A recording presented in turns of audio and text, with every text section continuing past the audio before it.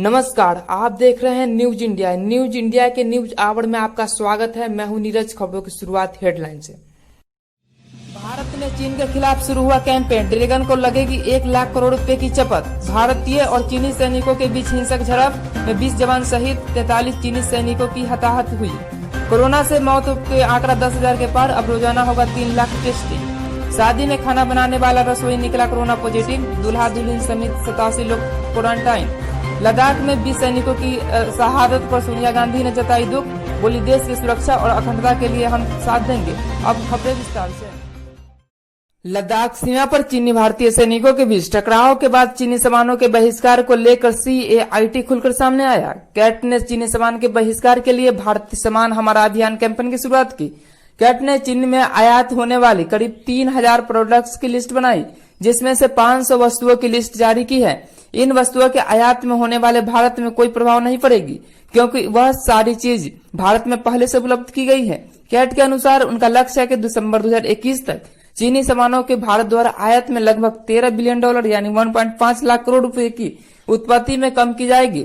Cat ने products की list में रोजाना काम में आने वाली चीजों की नाम दी है, जैसे कि खिलौना, फुटवेयर, गारमेंट्स, किचन की सामग्री, हैंडबैग्स, लाइटिंग, हेल्थ केयरलेस सामान इत्यादि बहुत से ऐसे सामान हैं जिसकी लिस्ट में उन्होंने ये शामिल की है। कांग्रेस अध्यक्ष सोनिया गांधी ने लद्दाख के गलवान घाटी में चीनी सैनिकों पर दुख जताते हुए मंगलवार को कहा कि देश की सुरक्षा और क्षेत्रीय अखंडता की रक्षा के लिए हम सब साथ खड़े हैं। उन्होंने बयान में कहा है कि लद्दाख की गलवान घाटी में हमारी सेना के अधिकारी और जवानों के शहादत ने बहुत दुख और गहरी पीड़ा हुई है। उसके आत्म साहस और सर्वोच्च बलिदान के नमन है। उनके परिवारों के प्रति मेरी गहरी संवेदना है। सोनिया गांधी ने कहा कि देश की सुरक्षा और क्षेत्रीय अखंडता के साथ ही रक्षा के हम सब साथ खड़े हैं। गौरतलब है कि लद्दाख की गलवान घाटी में सोमवार रात 3 चीनी सेना के साथ हिंसक झड़प में भारतीय सेना के 20 जवान शहीद हो गए। चीन के साथ झड़प में भारत के बड़ा नुकसान हुआ। LAC पर सोमवार को चीन के साथ हुई झड़प में भारत के 20 सैनिक शहीद हो गए।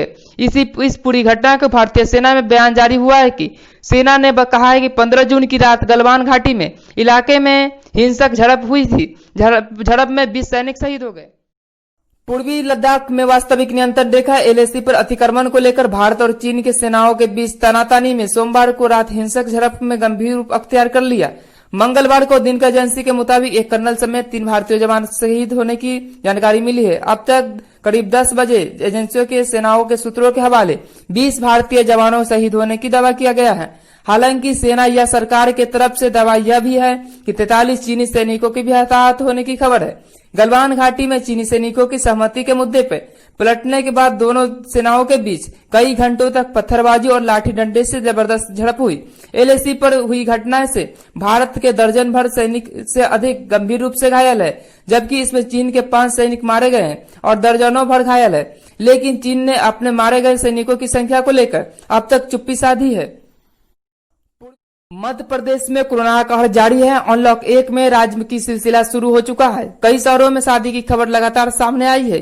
इसी बीच मध्य प्रदेश के छतरपुर जिले में ग्राम पंचायत बंदरा में शादी के खाना बनाने वाले को कोरोना होने की खबर से हड़कंप मच गई। इसके बाद तुरंत प्रशासनिक अधिकारियों ने एक्टिव होते हुए पॉजिटिव युवक को अपने कब्जे में लेकर दूल्हा दुल्हन सहित 87 लोगों को क्वारंटाइन में रखा गया।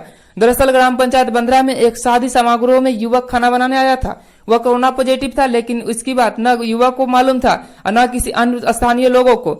जैसे ही उसकी रिपोर्ट पॉजिटिव आई, स्थानीय लोगों के साथ साथ प्रशासन में हड़कंप मच गई।